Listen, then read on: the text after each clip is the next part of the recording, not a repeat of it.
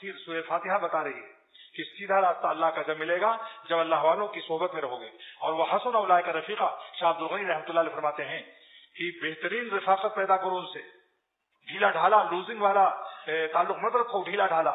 اگر لوزنگ رہے گی تعلق میں تو میوزنگ نفس بجائے گا، نفس اپنا کام دکھائے گا. ایک دم مٹا دو شیخ کے ساتھ. اور علامہ علوسی اور سید محمود بغدادی رحمۃ اللہ علیہ جن کی تفسیر پر اہل علم ناز کرتے ہیں، اور علامہ انور شاہ کشمیری رحمۃ اللہ علیہ فرمایا تھا اتنی عمدہ تفسیر عربی زبان میں نہیں ہے. وہ فرماتے ہیں کتنا رہے ہم اللہ والوں کے ساتھ، کوئی میان ہے؟ فرماتے ہیں خالطوہم، یہ تفسیر رحمانی ہے، خالطوہم لتکونوا مثلہم.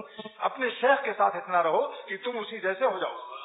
اس کی آہ تمہاری آہ بن جائے، اس کے آنسو تمہارے آنسو بن جائے، اس کا درد دل تمہارا درد دل بن جائے، اس کی مناجات کی لذت تمہاری لذت مناجات بن جائے، اس کا تقویٰ کا اہتمام تمہارا اہتمام تقویٰ ہو جائے. اس درد دل سے میں پیش کر رہا ہوں، غنیمت جان لو مل بیٹھنے کو، مبادا پھر یہ وقت آئے نہ آئے.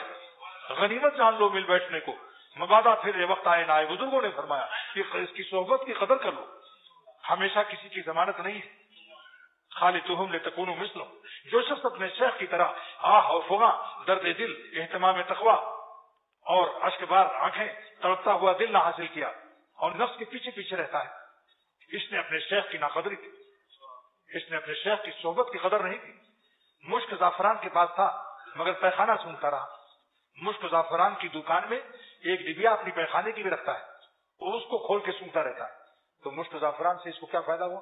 نفس کو مٹاؤ پھر اللہ کو پاؤ. دنیا کے لیلاؤں سے آنکھیں بند کر لو. جو حلال کی لیلا ہے مستثنا ہے، جو اللہ نے مولا نے دیا. کسی پر حسن کا اگر سارے عالم میں حسن میں اول آئے اور ٹیلی ویژن یا اخبارات سے آپ کو پتہ چل جائے اور یہ بھی معلوم ہو کہ گلشن اقبال سے ابھی 10 بجے ادھر سے اس حسن کا گزر ہوگا. دیکھا آپ نے، نہ حسین کہہ رہا ہوں نہ حسینہ، حسن کا گزر ہوگا. یہ کتنی احتیاط کر رہا ہوں تاکہ کسی کے دل میں گدگدی نہ لگے.